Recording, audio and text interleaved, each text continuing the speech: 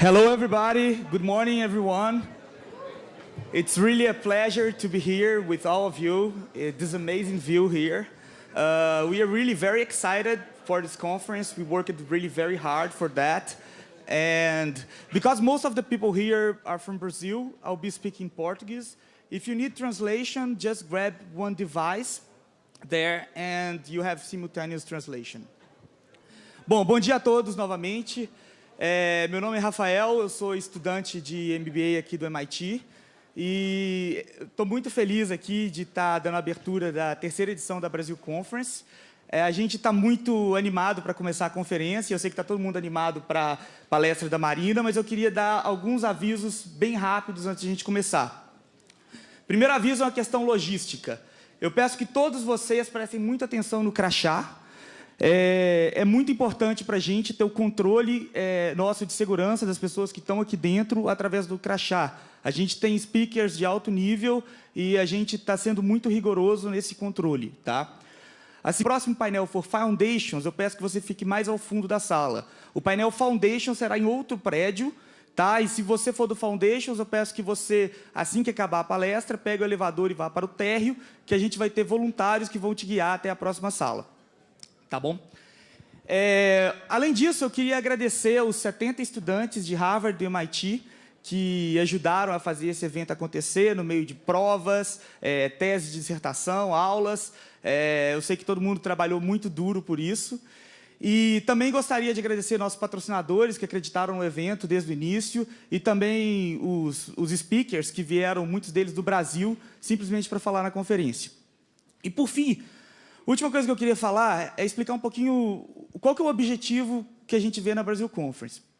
Então, basicamente, a gente tem 3 objetivos na Brasil Conference. O primeiro objetivo é inspirar pessoas a fazer diferença no nosso país.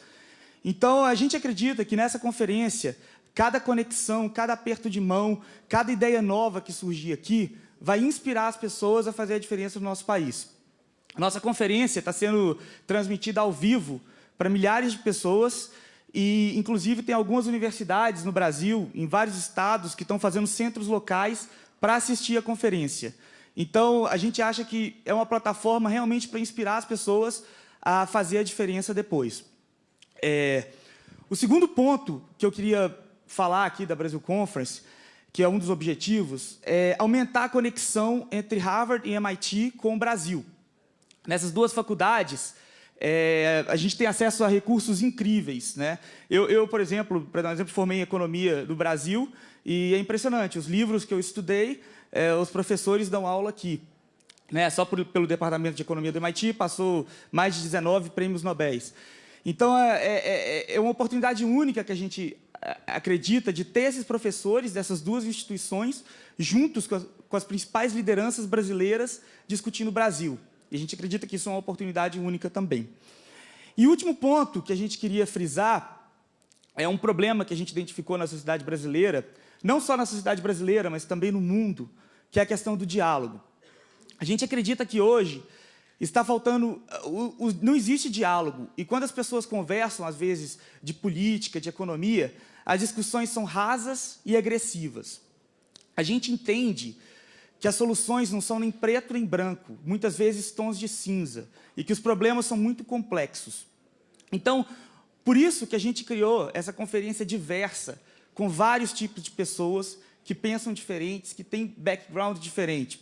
Aqui nas faculdades nos Estados Unidos, eu faço MBA aqui, um dos critérios para a seleção da sala de aula é ter uma sala completamente diversa, com pessoas com diferentes backgrounds. E o que a gente tentou fazer aqui é como se fosse uma sala de aula de MBA, só que para discutir Brasil, com pessoas do setor público, setor privado, artistas e várias pessoas que pensam diferente para dialogarem de uma forma amistosa e respeitosa. Bom, a gente acredita que nessa conferência a gente realmente pode dar o exemplo para a sociedade brasileira de como se discute problemas complexos de maneira respeitosa e amistosa. Bom, dado isso, eu gostaria de convidar ao palco essas duas pessoas brilhantes. Primeiro, eu gostaria de convidar o meu colega do MIT, Felipe Seligman, que vai conduzir a entrevista com a Marina Silva.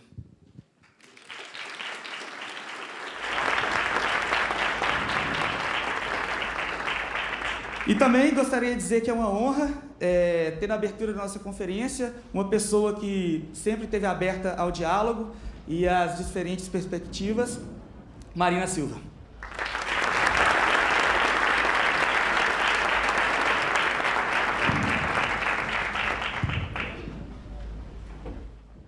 Bom dia a todos. É com imensa honra que eu abro essa conferência entrevistando talvez uma das poucas pessoas no Brasil hoje que realmente representem pessoas no momento em que vivemos uma grande crise de representatividade, e ainda mais num lugar muito especial como esse, o MIT, com essa vista maravilhosa. Acho que não tem nada mais inspirador do que isso. Já queria começar com pergunta, mas antes disso fazer uma observação. Quem faria a entrevista e foi anunciado seria o Guga Chakra. Infelizmente, ele não pôde vir por causa do bombardeio ontem dos Estados Unidos na Síria. E acho que a gente vai acabar tratando um pouco sobre isso, sobre essa crise civilizatória que a senhora mesmo trata, mas, infelizmente, ele não está aqui, mas vou tentar representá-lo à altura, fazendo perguntas que nada mais são do que perguntas que nós, alunos do MIT, de Harvard, gostaríamos de fazer, mas que eu fui escolhido para ser o porta-voz, fico muito contente com isso. Queria começar essa entrevista fazendo a seguinte pergunta, Marina. A senhora representa muita gente, como eu disse, nesse momento difícil e tal. Quem são essas pessoas? Quais são os problemas dela no Brasil? Quais são os sonhos de país que ela tem hoje?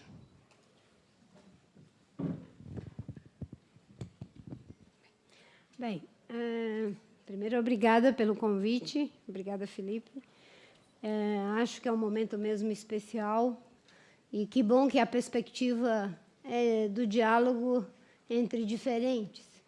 Eu sempre costumo repetir que, infelizmente, no Brasil, a gente foi perdendo aos poucos a perspectiva do debate e se valorizou de uma forma muito exacerbada o embate. Então, ter um espaço em que a gente possa recuperar o debate na perspectiva do diálogo é sempre muito bom. Acho que pensar os brasileiros hoje no seu conjunto, né, todos aqueles que hoje estão passando por essa crise gravíssima, que é política, econômica, social e principalmente de valores, no meu entendimento. É pensar nos brasileiros que, no meu entendimento, sobretudo, eles querem melhorar a qualidade da política. Hoje, um dos graves problemas que nós enfrentamos é a má qualidade da política, porque ela deixou de ser um meio para se mediar os problemas, se resolver os problemas, e passou a criar problemas. Boa parte do que nós estamos enfrentando hoje, com mais de 13 milhões de desempregados e tudo que vocês têm acompanhado de forma, enfim, bastante dolorosa, o que está acontecendo no Brasil, a corrupção e os desequilíbrios econômicos, todos os problemas que estamos enfrentando, tem a ver com esse aspecto. O Brasil não passou por uma catástrofe, não tivemos um terremoto, um maremoto, uma situação que não tivéssemos controle. Os problemas que existem são criados, em boa parte, por decisões políticas, no meu entendimento, equivocadas. E, obviamente, que os brasileiros esperam que a gente possa recuperar, não é, a credibilidade e a qualidade da política. Eu acho que isso é uma coisa importante. Um outro aspecto é em relação a que seja o Brasil passado a limpo. Acho que essa é uma grande oportunidade que os brasileiros têm se mobilizado de uma forma surpreendente, querendo que o Brasil, de fato, seja passado a limpo, de que não haja nenhum tipo de conivência com qualquer coisa errada. Um outro aspecto que eu sinto que é importante, eu viajo muito, converso muito com pessoas em várias regiões do Brasil, mas uma coisa que eu acho que é uma expectativa, pelo menos foi uma expectativa, de que a gente passe a ter uma cultura de institucionalizar conquistas. Infelizmente, em boa parte da América Latina e no Brasil também, as políticas públicas que dão certo não são institucionalizadas, elas são fulanizadas e partidarizadas. E isso é o caminho para que a gente tenha esse tipo de situação que a gente está vivendo. Estamos aqui com a presença do Armínio, não é? E a gente sabe que o Plano Real foi uma conquista dos brasileiros. Não pode ser fulanizado, que é do PSDB ou do Fernando Henrique. Deu certo, deve ser institucionalizado. As políticas sociais dos governos do PT, que tiraram mais de 40 milhões de pessoas da pobreza, não podem ser partidarizadas nem fulanizadas, devem ser institucionalizadas. É isso que assegura a qualidade da nossa democracia. E uma outra questão, não sei como é que está aí o tempo, né?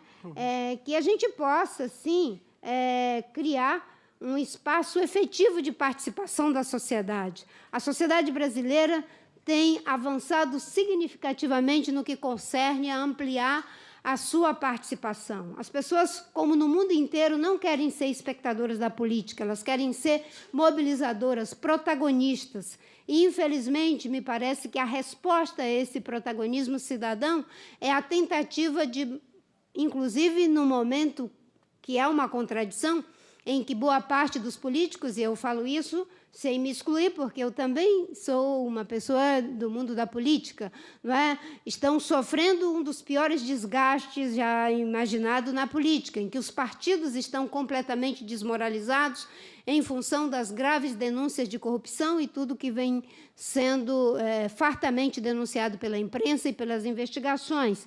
Então, no momento em que cada vez mais você tem uma crise como essa, você tem como resposta mais poderes para os partidos, com a ideia do superfundo partidário, você tem mais poderes para os caciques dos partidos, que seria a história do voto na lista fechada. Então, é uma contradição. O cidadão quer participar e, no entanto, a resposta que tem é de mais exclusão, de menos participação e de mais força para aqueles que acham que podem substituir seus representados. E, por último, e que isso é muito importante para as pessoas, é sermos capazes de nos recuperar do ponto de vista da nossa economia. Afinal de contas, 13 milhões de desempregados, se tivermos aí 5 pessoas dependendo desses empregos, aquilo que nós conquistamos com as políticas de inclusão social já foi debelado em função do desemprego, de todos esses problemas que aconteceram. E, além da recuperação do emprego, as pessoas querem ver o funcionamento correto do Estado e das instituições, onde a saúde, a educação de qualidade, que gera igualdade de oportunidade, aonde a gente possa ter uma economia que possa dialogar com o século XXI. Não a economia que faz a competição pelo caminho de baixo, mas a competição pelo caminho de cima, que se coloca no plano, inclusive, para uma potência ambiental como o Brasil, no plano da descarbonização cada vez maior da nossa economia. E, para isso, é preciso pensar em uma agricultura que seja capaz de fazer jus à potência ambiental que nós somos, de pensar os processos de industrialização conectados com as cadeias produtivas globais, levando em consideração os avanços que temos que ter no campo das energias limpas e renováveis, que leva, assim, a uma alavancagem de criação de emprego, de avanço tecnológico e uma série de outros aspectos. Enfim, não tenho muito tempo, mas acho que, se eu posso aqui, e me incluindo nesses brasileiros, né? É o sonho, é a expectativa. Obviamente que a gente fala muito mais das relações que a gente tem, mas, olhando para o Brasil, acho que isso já seria um grande sonho dos brasileiros.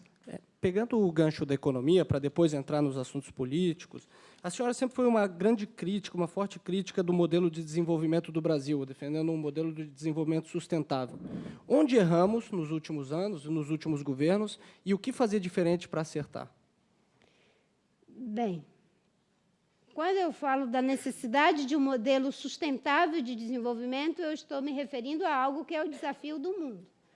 No Brasil não pode ser diferente, não é à toa que, enfim, a Conferência do Clima em Paris nos levou, inclusive, a mudar a meta de redução de CO2, a elevação da temperatura acima de 2 graus para 1,5. Então, nós temos aí um desafio que é global. E um modelo de desenvolvimento equivocado que também é global. global, baseado em combustíveis fósseis. E, no caso do Brasil, além disso, uma boa parte da nossa emissão de CO2 vinha da destruição de florestas. Então, pensar o modelo de desenvolvimento é pensar como sairmos de um modelo que é carbono intensivo para uma economia de baixo carbono. E, obviamente, que isso a gente só pode conseguir se for fazendo realmente uma crítica mais profunda ao modelo. Eu costumo dizer que a sustentabilidade ou o desenvolvimento sustentável não é apenas uma maneira de fazer, é uma maneira de ser, uma visão de mundo, um ideal de vida.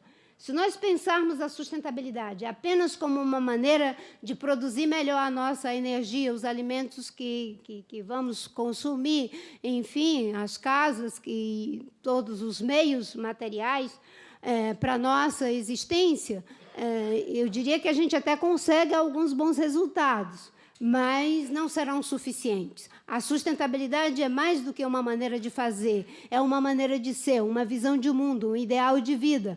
É por isso que eu sempre defendo a sustentabilidade em várias dimensões.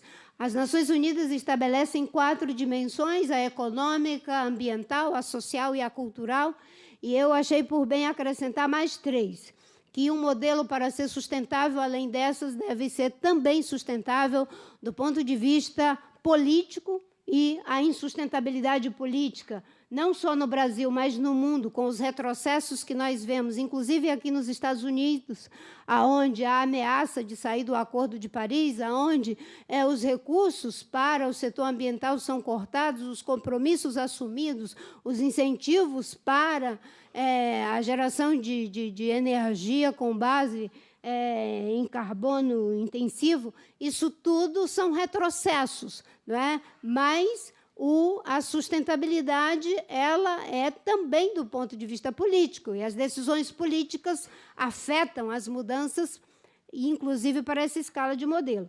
Uma outra questão importante é a dimensão da sustentabilidade ética.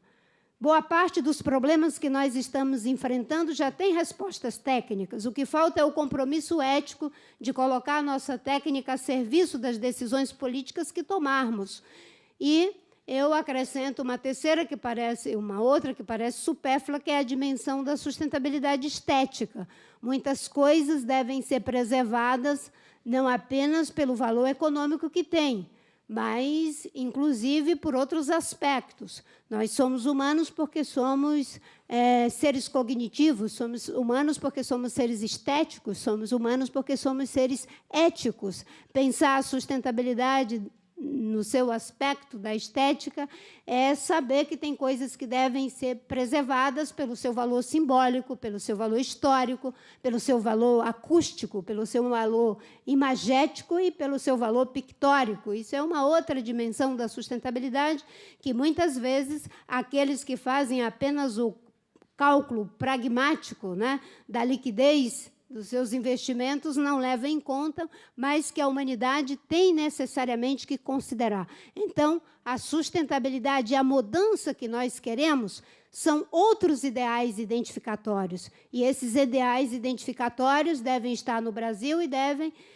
fazer parte do que o mundo está caminhando, ainda que os sinais, não é, que são dados por boa parte das lideranças políticas, inclusive com corte dos recursos aqui no Brasil, cerca de 50% dos recursos do orçamento do Ministério do Meio Ambiente foram cortados, não é? No sentido de que mudemos o modelo.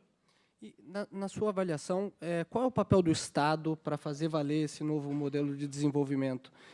Quais medidas concretas podem e devem ser tomadas urgentemente para que a situação que vai indo para um caminho que, na sua avaliação, é muito ruim, possa ser revertido para um bom caminho?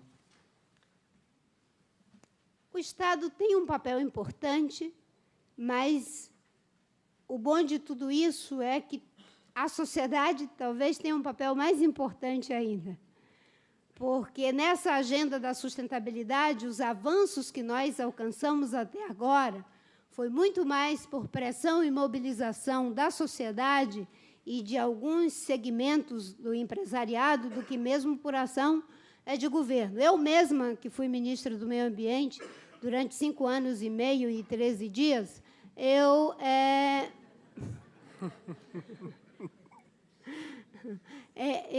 tive a oportunidade de fazer uma coisa que foi muito importante, eu celebro assim, que foi a diminuição, o plano de combate ao desmatamento, que diminuiu o desmatamento em 80% por mais de 10 anos. Agora voltou a subir, infelizmente. Não é? Mas nós, quando fizemos o plano de combate ao desmatamento, a única coisa que nós fizemos foi transformar em políticas públicas as boas experiências que já estavam dando certo na iniciativa privada e nos movimentos sociais, estabelecendo um plano de combate ao desmatamento com base em 3 diretrizes: combate às atividades produtivas, às práticas ilegais, apoio às atividades produtivas sustentáveis e ordenamento territorial e fundiário. Colocando isso em prática e apenas implementando 2 dessas 3 diretrizes, nós conseguimos uma redução do desmatamento em 80%. Por isso que eu digo, o Estado é muito importante, mas a sociedade tem um papel altamente relevante.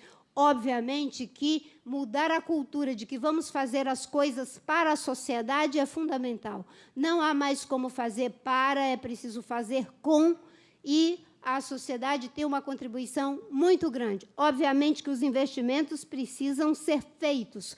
Quando você destina os recursos do PRONAF sem contrapartida ambiental para o setor agrícola, você está dando um sinal. Quando você não é capaz de você mesmo, fazendo as suas compras públicas, estabelecer o critério de que a madeira que você vai comprar deveria ser de manejo e não de invasão em área pública, isso é um sinal que você está dando. E quando você resolve que a energia, o suprimento de energia para o nosso país vai ser sempre das grandes barragens, isso é um sinal que você está dando. Quando você tem um país que pode gerar energia do vento, energia do sol, energia da biomassa, porque temos grandes fontes de geração de energia. Então, o Estado tem, sim, um papel importante, ter continuidade nas políticas, porque, infelizmente, uma boa parte dos problemas é a falta de continuidade. Na agenda do desmatamento é isso, nós conseguimos ter uma série de medidas em que elas tinham continuidade e as pessoas não tinham a expectativa do retrocesso e da impunidade. Quando voltou a expectativa do retrocesso, da impunidade, o desmatamento voltou a crescer, porque as pessoas descobriram o caminho das pedras. Hoje, o maior desmatamento é em área pública, área de floresta pública, porque as pessoas invadem, depois fazem pressão no executivo e no legislativo, e essas áreas são regularizadas, não é? E você tem um duplo prejuízo, porque perde biodiversidade, porque prejudica a nossa floresta, que é a nossa grande produtora de água, não é? Nós produzimos 20 bilhões de toneladas de água por dia, a Amazônia produz, mas já foi desmatado cerca de 20%.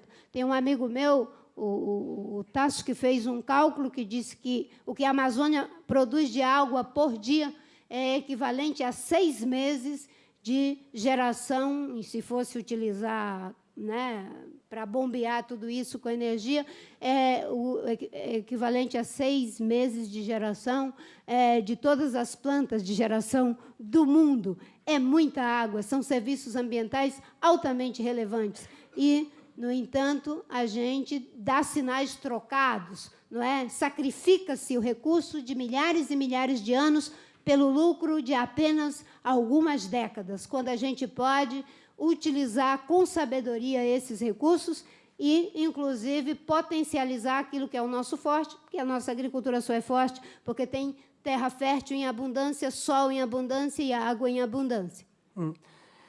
Tratando dessa questão da continuidade, a gente vê agora o Trump com uma série de medidas, terminando uma série de medidas implementadas pelo Obama para conter o aquecimento global. A gente vê o orçamento da Agência de Proteção Ambiental cortado em 1/3, o diretor que talvez nem que não acredita em aquecimento global, a gente não sabe se o Trump acredita, pelo jeito não. Qual que é o risco do governo Trump para o planeta e como isso afeta o Brasil?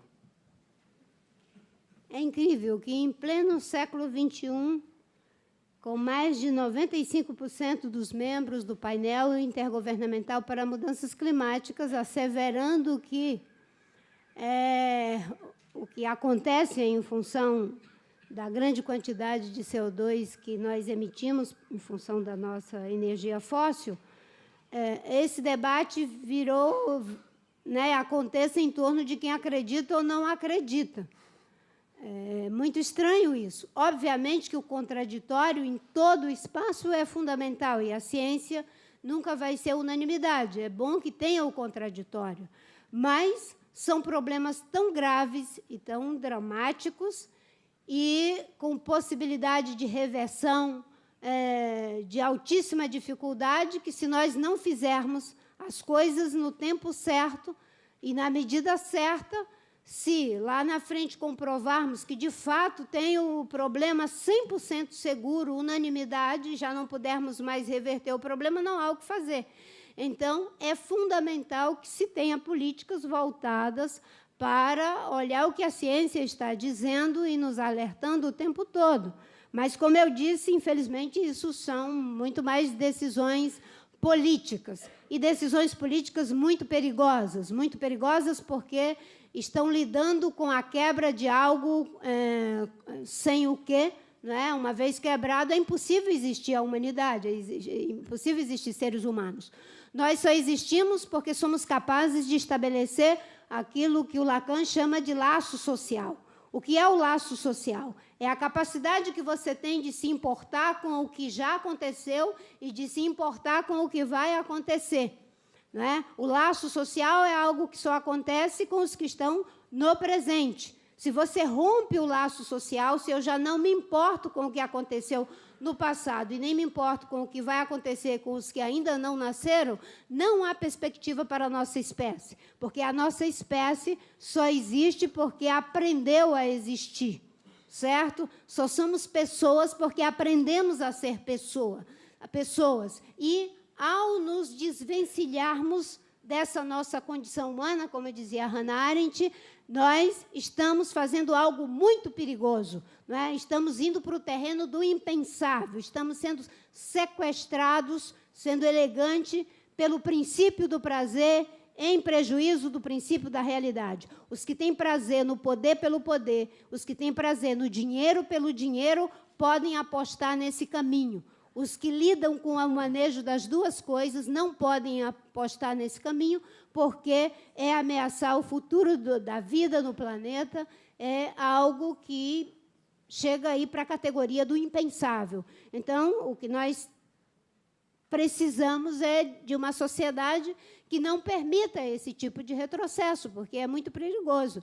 Não só aqui, mas em boa parte do mundo, inclusive no Brasil, temos muitos retrocessos, mas acreditamos na capacidade de mobilização, de convencimento e, sobretudo, de liderar pelo exemplo. Hoje, as energias de baixo carbono, o uso, sobretudo, do gás, já tem um custo tão baixo que nem é mais, digamos assim, compensatório, em termos imediatos, o uso do carvão, por exemplo, e o próprio setor ligado à geração de energia, já faz aposta em outras plantas, em outros modelos. Tudo isso, essas questões, essas ameaças, digamos, fazem parte do que a senhora mesmo chama de uma crise civilizatória que a gente vive.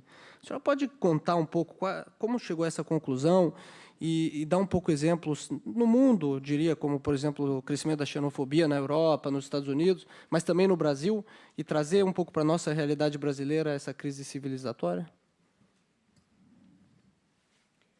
Bem, a ideia de crise civilizatória tem a ver um pouco com essa ideia da necessidade de mudar o modelo de desenvolvimento de uma forma mais profunda. Eu costumo dizer que a crise que nós estamos vivendo não é uma crise sazonal, é uma crise civilizatória. Para mim, são a combinação de 5 grandes crises formando uma única crise. Nós estamos vivendo uma crise econômica, vivemos uma crise social, uma crise ambiental, uma crise política e de valores. integrando todas elas, nós temos aí uma crise civilizatória, com uma ênfase que eu dou para a questão dos valores, não no sentido da crítica moralista da palavra, mas de qual é o suporte ético que orienta a nossa praxis. E, como crise de valores, entendendo aí a ética das circunstâncias. Não se faz o que é melhor para o país ou para o planeta, faz o que é melhor para o dirigente de plantão, de acordo com as suas circunstâncias. Não é? E uma crise política, que eu já falei um pouco, mas não dá tempo aqui falar com mais profundidade, né? Quando as instituições que operam a política foram criadas, nós éramos 1 bilhão de seres humanos no planeta, quando substituímos as monarquias pelas democracias. Hoje, nós somos mais de 7 bilhões. Logo, logo, chegaremos a 9 bilhões. Se considerarmos que cada chinês e cada indiano que adquire hábitos de alimentação do Ocidente equivale a mais 3 pessoas virtuais, nós só fazemos o cálculo de quantas pessoas teremos no planeta. Então, nós temos aí uma crise de magnitude enorme, não é? Considerando os vários aspectos a que me referi. E temos, não é, também uma crise ambiental que não há capacidade de suporte para atender a tantas demandas que colocamos para o planeta. Nós saímos perigosamente dos limites intensivos do ideal do ser para os limites extensivos do ideal do ter. E não há capacidade de suporte, porque os recursos são limitados. Então, temos aí a crise ambiental com o problema das mudanças climáticas, que exacerba de forma jamais imaginada essa crise. Por quê? Porque, diferentemente de outros períodos da história, em que entramos em colapsos civilizatórios, os gregos, os romanos, os egípcios e civilizações pré-colombianas, no caso das crises deles, nós não tínhamos a capacidade de alcançar demográfica e geograficamente a humanidade e o planeta inteiro. A crise que nós vivenciamos alcança geograficamente o planeta inteiro com o problema das mudanças climáticas e alcança demograficamente a população inteira. Não há onde a gente se esconder. Então, a nossa crise é mais dramática, talvez com uma vantagem. A vantagem comparativa é que talvez eles não soubessem que estavam em crise civilizatória, e nós sabemos. Por isso que não devemos permitir que pessoas fiquem fazendo essa discussão de se acreditam ou não acreditam no colapso que se avizinha, porque senão não haverá tempo para reverter. Então, nós sabemos e temos que tomar as medidas certas e atempadas, não é? no tempo correto. Então, há uma crise civilizatória, no meu entendimento, e claro que crises civilizatórias não são fáceis de ser enfrentadas. Nós sequer temos um acervo de experiência para enfrentá-las. A vantagem que nós temos é de que temos conhecimento de que talvez ela possa estar em curso. E, uma vez em curso, devemos não permitir que chegue ao ponto de não retorno. É por isso que, quando o Brasil diminui desmatamento e dá a maior contribuição para a redução de CO2 no âmbito do protocolo de Kyoto, é altamente relevante. É por isso que os países desenvolvidos, que têm apenas 13% de matriz energética limpa, mudarem suas matrizes energéticas para energia limpa e renovável, dá uma contribuição no sentido de fazer essa reversão. Mas, obviamente, que não vamos fazer isso apenas por um cálculo racional. É preciso mudar também os ideais identificatórios. É preciso se desidentificar com o atual modelo predatório que destrói os recursos de milhares de anos pelo lucro de apenas algumas décadas. E talvez a aposta não seja mais o ideal do ter, mas o ideal do ser. Há limites para que todos tenham um carro, mas não há limites para pintar o melhor quadro, não há limites para compor a melhor música, fazer a melhor poesia ou jogar o melhor futebol. Essa crise, sem dúvida nenhuma, é muito difícil de ser resolvida, mas sabe-se que precisa de diálogo. Por outro lado, a gente vê uma polarização cada vez maior, com pessoas vivendo dentro de bolhas, é coxinha, é mortadela e assim por diante. Como a senhora acredita que é possível romper essas bolhas? Está faltando incluir os vegetarianos.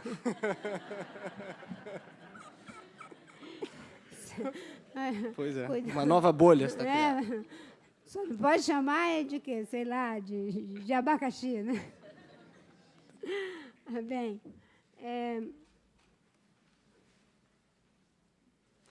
está muito difícil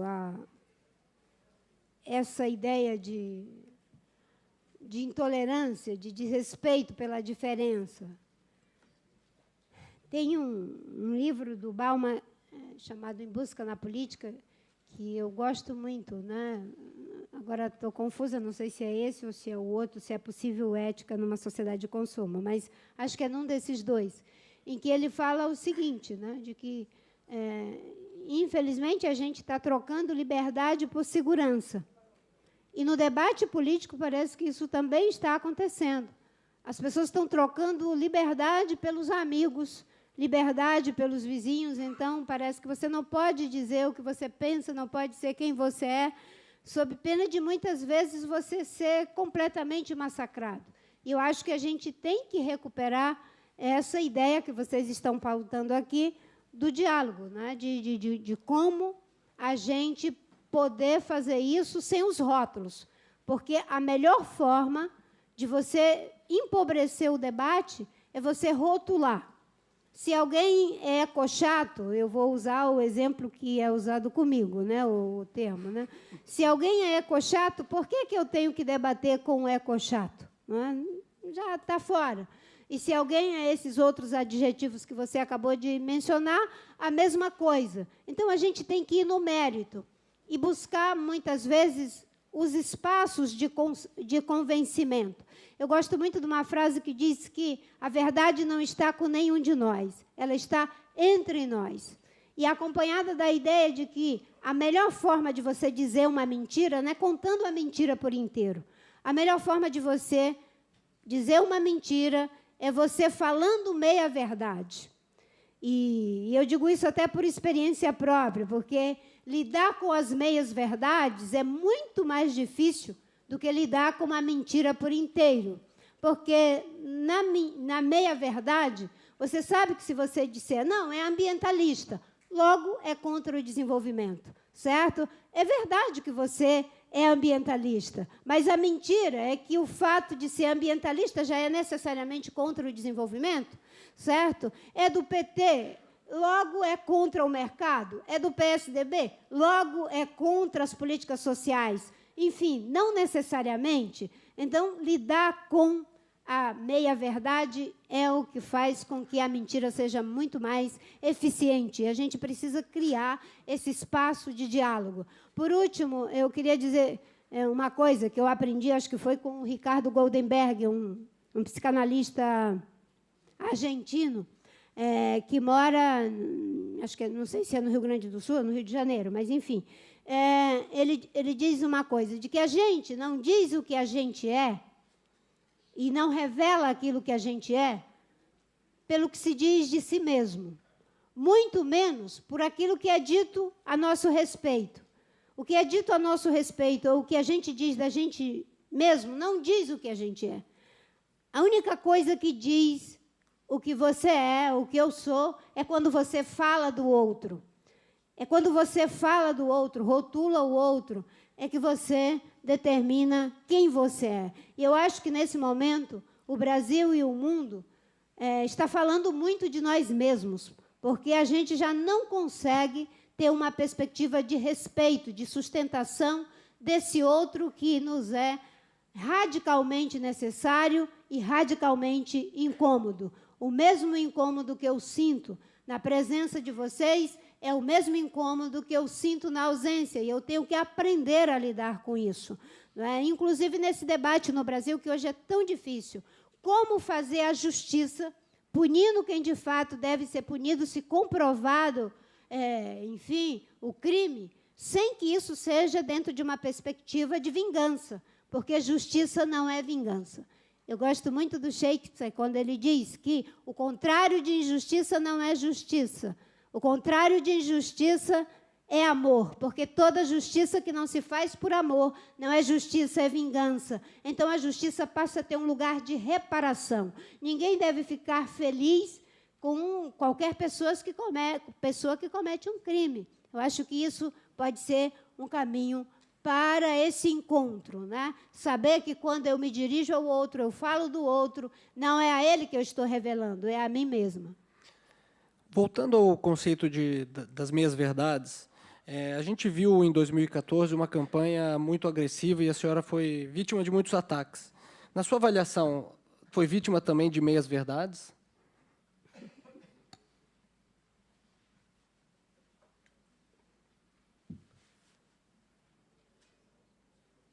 É muito difícil até a gente tratar desse processo, porque eu acho que um dos graves problemas da nossa disputa eleitoral foi perder a perspectiva de discutir projeto de país e se ter uma discussão focada em projeto de poder. Foi a gente perder a perspectiva de projeto de nação para projeto de eleição. Esses são erros históricos que a gente vem cometendo. E talvez essa crise, tudo o que aconteceu em 2014, possa nos ajudar, né, a ter aquilo que o Janete sempre brinca, da curva de aprendizagem, né? A gente poder ter aí um aprendizado com tudo isso que aconteceu. Eu costumo dizer que eu prefiro sofrer a injustiça do que praticar a injustiça. Eu convivo mais sofrendo a injustiça do que praticando a injustiça, né? Eu não tenho tanta estrutura assim para ir dormir e sabendo que eu fiz algo errado com uma pessoa, certo? Enfim, essa coisa de que você tem que entender que a política é serviço. Você se coloca, tem as suas ideias, os seus projetos, mas não vale tudo para ganhar uma eleição. E, em 2010, eu já falava assim, eu dizia que as conquistas boas do governo do Fernando Henrique eu ia preservar, as conquistas do governo do PT igualmente, que se ganhasse eu ia governar com todos os partidos, as pessoas diziam que aquilo era coisa de poliana, mas eu não consigo imaginar como é que alguém poderia continuar aprofundando a polarização, não é?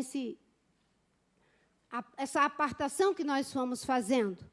E a gente poderia se encontrar em cima de coisas boas. Por exemplo, fazer a transição de uma economia de alto carbono para uma economia de baixo carbono, isso não é algo que a gente consiga da noite para o dia. Ter uma educação de qualidade, onde a educação, hoje, nos dias atuais, seja uma porta de entrada com muitas portas de saídas para os jovens que vão para as escolas e que precisam ser formados, não para ter uma profissão, mas para ter uma vida em que ele vai transitar por várias profissões, isso não é algo que se faz da noite para o dia. Ter uma política social, que eu chamo de política social de terceira geração, que seja capaz de apostar na inclusão produtiva, e fazer a transição para que os filhos do Bolsa Família não gerem novos filhos para o Bolsa Família, é algo que não acontece da noite para o dia. Então, eu não posso ter um projeto de país ou de poder que é tão bom, tão maravilhoso, que só funciona comigo, porque eu vou acabar com a alternância de poder. Então, eu tenho que criar um espaço onde as conquistas são institucionalizadas, onde é possível o diálogo, e saber que, ao sair do governo, haverá continuidade. O tripé da política macroeconômica deveria ter tido continuidade, as políticas sociais precisariam ter continuidade, as políticas ambientais de combate ao desmatamento, de ordenamento territorial e fundiário, que tem um tempo para ser feito, precisam ter continuidade. Então, eu me coloquei no espaço de que era preciso o diálogo mesmo na política. Foi muito duro, foi muito difícil, mas eu espero que a resposta àquilo tudo seja que 2018, para os que vão concorrer, não haja mais essa violência. E também que não tenhamos nenhum tipo de fraude eleitoral, porque o abuso do poder econômico é uma fraude à democracia. quem vai concorrer pelos meios legítimos, utilizando as formas legítimas estabelecidas pela legislação, e ao ver que essas leis foram fraudadas pelo abuso do poder econômico ou pela corrupção, sabe que isso é, sem sombra de dúvidas, uma fraude à democracia. Vou mudar de assunto aqui, que o tempo é curto, e vamos falar, então, de Lava Jato, porque é um tema que não tem como ficar de fora. A gente vê políticos de todos os partidos, de todas as linhas ideológicas, sendo envolvidos, né, na operação e, de uma certa forma, criticando e tentando deslegitimá-la. Minha pergunta é simples. A senhora é contra ou a favor da Lava Jato? Dificilmente qualquer liderança política que estivesse aqui diria para você que seria contra. Nenhuma liderança política aqui iria dizer que seria contra. Acho que a diferença é uma palavrinha que vem em seguida, mas... E eu vou usar dizer que sou a favor sem o mas. Porque eu acho que a Lava Jato é uma das coisas mais importantes que está acontecendo depois da reconquista da nossa democracia. E, obviamente, que, como eu disse, justiça não é vingança, e as pessoas que são denunciadas não são necessariamente culpadas. É preciso que as investigações sejam concluídas e que sejam feitas com todo o rigor.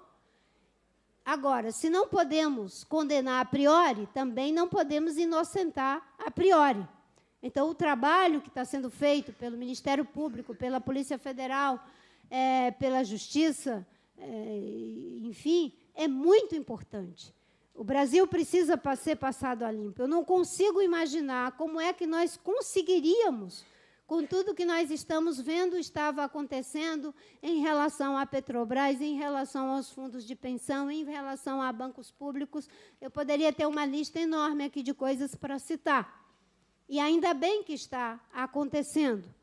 E, obviamente, que não podemos concordar com medidas que estão sendo tomadas para inibir o trabalho da justiça, como, por exemplo, o projeto de abuso da autoridade, que, infelizmente, é o próprio abuso da autoridade em relação à Lava Jato, não é? Querendo frear as investigações. Não concordar com a anistia para o Caixa 2, em hipótese nenhuma, é um crime eleitoral. A justiça criminal está fazendo a sua parte com os políticos que não têm foro privilegiado e com os empresários. A justiça eleitoral precisa ser exemplar em relação aos crimes eleitorais para que essas coisas não aconteçam. E eu costumo dizer que a Lava Jato está fazendo uma reforma política na prática. Geralmente, quando a gente fala de mudanças políticas, as pessoas dizem, bem, mas precisa da reforma, isso. E eu faço uma brincadeira. A gente vai ter que primeiro mudar a postura, depois a gente consegue mudar as estruturas. Sem mudar a nossa postura, a gente não vai mudar as estruturas. E a Lava Jato são pessoas que, com uma determinada postura, estão mudando as estruturas. Com a mesma lei, praticamente, enfim, tivemos aí a questão da delação premiada ou da colaboração premiada, como eles preferem, que tem ajudado muito, mas, no caso, já está fazendo uma reforma política na prática. Qual é a natureza dessa reforma? É que a Lava Jato está, se ela prospera e se são tomadas medidas para promover o respeito às leis, para acabar com a expectativa ou a certeza da impunidade, como as 10 medidas, ela vai tornar a política desinteressante para quem quer fazer negócios espúrios com a política. E vai ficar na política quem quer prestar um serviço. Certa vez eu li um artigo que eu não me lembro mais, de que as sociedades que mais tiveram sucesso foram aquelas que criaram mecanismos de fazer com que... ele usa um termo forte, enfim, os contraventores, ele usa uma outra coisa. Não se interessem pela política, correto? E a Lava Jato está fazendo isso. Vai ficar na política quem quer prestar um serviço. Quem quer fazer negócios espúrios com a política não ficará. Isso já é uma grande reforma política. E, obviamente, que para que isso aconteça, é fundamental todo o apoio da Lava Jato. Não apenas esse apoio de palavras, não é? Mas do ponto de vista prático. Pessoas que comprovadamente estão investigadas e estão no processo já comprovadamente com crimes, não pode estar em cargos públicos. Isso é uma forma de apoiar a Lava Jato. Quando a gente fala disso, da reforma política, também surgem nomes com discursos super radicais. Eu vou trazer aqui, a partir de agora, algumas perguntas que estão chegando pelo aplicativo. E uma delas pergunta sobre o surgimento de nomes radicais como o Bolsonaro, por exemplo. Como é que a senhora avalia ele fazendo parte desse discurso e desse debate e uma possibilidade dele ser candidato à presidência em 2018? O bom da democracia é que tem um espaço para que todos se coloquem. O ruim das pessoas que não têm um pensamento democrático é que elas imaginam que só elas podem ocupar esse espaço. E eu acho que a sociedade brasileira está amadurecendo cada vez mais no sentido de valorização do respeito à diversidade, do respeito à diferença. E isso é algo muito bom, é uma conquista, faz parte até mesmo da nossa história e da nossa trajetória, sem o que não teríamos como estar aqui. É fundamental que cada vez mais possamos fazer o debate em torno daquilo que é bom para o Brasil. Não consigo imaginar uma sociedade como a nossa, que tem uma diversidade cultural fantástica, que não tenha um lugar para os nossos índios, por exemplo. Qualquer projeto de política no Brasil que não é capaz de respeitar a nossa diversidade cultural, de respeitar os direitos humanos, obviamente que a própria sociedade brasileira haverá de tomar a escolha certa e de rechaçar qualquer posição dessa natureza. Eu quero que a gente tenha o debate, como eu disse, não o embate. Não existe dono da verdade. A diferença entre os democratas e os déspotas é que os déspotas oferecem ao povo um destino.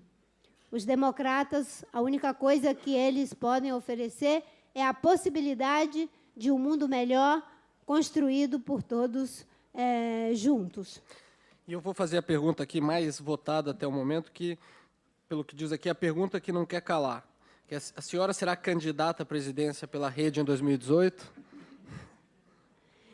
Pergunta que não quer calar. E eu vou responder com a resposta que eu estou dando nesses últimos... Desde que terminou a eleição. Aliás, no Brasil é engraçado. Termina uma eleição, as pessoas já estão perguntando se você vai ser candidato na próxima. Quando eu dei a entrevista coletiva do final da eleição, já estavam me fazendo essa pergunta que não quer calar. Porque, infelizmente, no Brasil a gente não discute projeto de país, a gente discute projeto de poder. A gente não fica preocupado com os rumos da nação, a gente fica preocupado com os rumos da próxima eleição. Óbvio que a eleição é muito importante, mas, nesse momento, talvez, ficar discutindo a eleição, candidatura, pode ser até um desserviço ao país. Eu ainda estou fazendo o meu discernimento, eu tenho responsabilidade com o que está acontecendo com o Brasil e muita responsabilidade com os mais de 20 milhões de brasileiros que acreditaram no projeto que eu ajudei a defender, com apenas 2 minutos e 20 segundos de televisão. Agora, a Rede tem 12 segundos, não é isso, Zé Gustavo? Um fundo partidário incomparavelmente menor que os grandes partidos, que ainda estão criando mais mecanismos para que se tenha menos acesso. Obviamente que as pessoas dizem, a senhora quer ser candidata porque a senhora acha que está por cima e vai ganhar. Eu fico imaginando, uma eleição com 12 segundos de televisão, com pouquíssimos recursos, sem governadores, deputados, senadores. Só tem uma pessoa que é capaz de fazer com que um projeto desse seja vitorioso. Chama-se Sociedade Brasileira, se quiser fazê-lo. Mas eu ainda estou fazendo o meu discernimento. E esse discernimento tem a ver com o fato de que já fui candidata 2 vezes. Não é? Eu não tenho como projeto de vida ser presidente do Brasil. Eu tenho como projeto de vida que o Brasil seja um lugar melhor de se viver. Um lugar onde se institucionaliza conquistas, um lugar onde não se fulaniza as conquistas, onde se busca um modelo que seja sustentável do ponto de vista econômico, social, ambiental, político, ético e até mesmo estético. É isso que é o meu sonho de vida. Né? Já fui candidata 2 vezes e dizia, se tiver que ser candidata, até seria, e fui. Mas não podemos ter como projeto de vida ser presidente do Brasil. Imagina, somos 200 milhões de brasileiros. Pouquíssimos conseguem esse lugar. Seríamos todos infelizes, não é? Então, estarmos juntos na ideia de projeto de país nos une a todos. Ficar fixado no projeto de poder já começa a nos separar na linha de saída. Né? Então, um discernimento, com o senso de responsabilidade, participando do debate, dizendo essas coisas que eu estou dizendo aqui. Não é? Muitas vezes as pessoas dizem, a senhora não está falando. Eu estou falando essas coisas que eu digo aqui. É que, às vezes, tem alguns que acham que isso não é uma fala.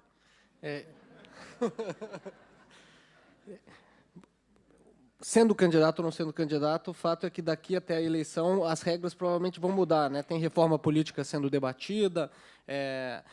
A senhora acha que, da forma como está posta a reforma política, ela vai ajudar a melhorar o sistema ou a proteger quem faz parte e se beneficia dele?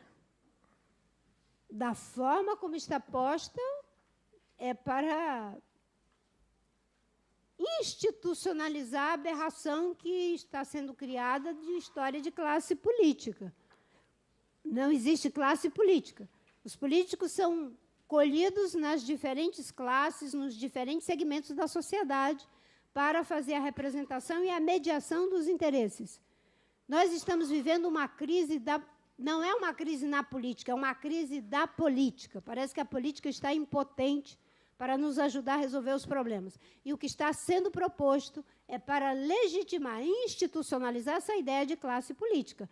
Como eu falei anteriormente, a ideia de lista fechada é prescindir do cidadão, porque você coloca uma lista e você vai votar na lista, mas depois o partido vai escolher quem são os ungidos pelos caciques do partido para aquela lista.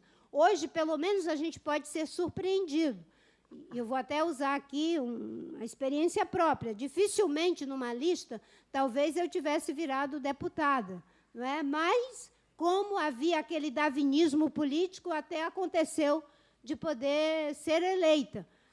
Dentro das listas partidárias fica muito difícil. Então, ela favorece mais poderes para os partidos, mais poderes para os caciques, mais dinheiro, inclusive institucionalizando o abuso do poder econômico via orçamento público. É correto o financiamento público de campanha, e eu defendo isso, mas não no volume que estão propondo, de 2,5 bilhões, me parece, para institucionalizar o abuso do poder econômico via orçamento público. E como os partidos têm um monopólio da política, eles vão virar autarquias, porque serão financiados pelo contribuinte e com o monopólio da política. Então, a minha proposta é de que se deva quebrar o monopólio da política, estabelecendo também no Brasil as candidaturas independentes, que cidadãos possam ser recrutados pelas candidaturas independentes, como existem em outras democracias.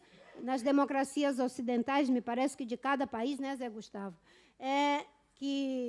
Enfim, tem um mecanismo, de cada 10 países, 9 têm mecanismos de que o cidadão pode também participar do processo político-institucional, que não seja via partido. A rede até tem um mecanismo de 25% a 30% de candidaturas independentes, que não são pessoas orgânicas do partido.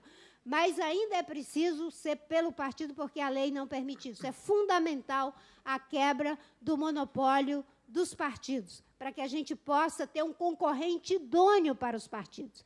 Tem pessoas que são economistas, são educadores, são ativistas de causas variadas e que poderiam ser candidatos por essas candidaturas independentes. A outra coisa em relação ao fundo partidário. O argumento é correto de que é preciso prescindir da contribuição de empresas, por todas essas razões que a Lava Jato está mostrando. O problema é que a base de cálculo que vai ser feita é com base em muitos dos que foram eleitos pelo abuso do poder econômico.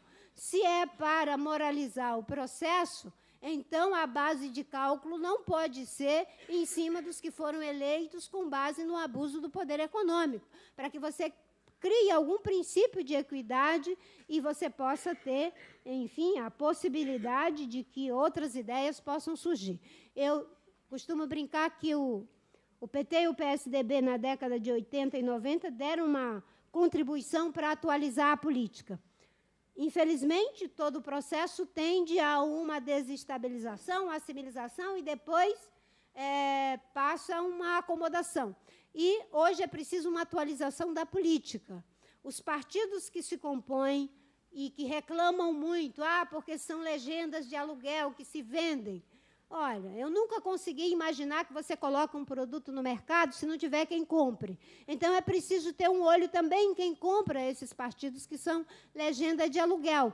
E, obviamente, que ter critérios que não favoreçam essa métrica de distribuição do fundo partidário, sem considerar que a base que os elegeu tem todas as denúncias que a Lava Jato está trazendo, é fundamental.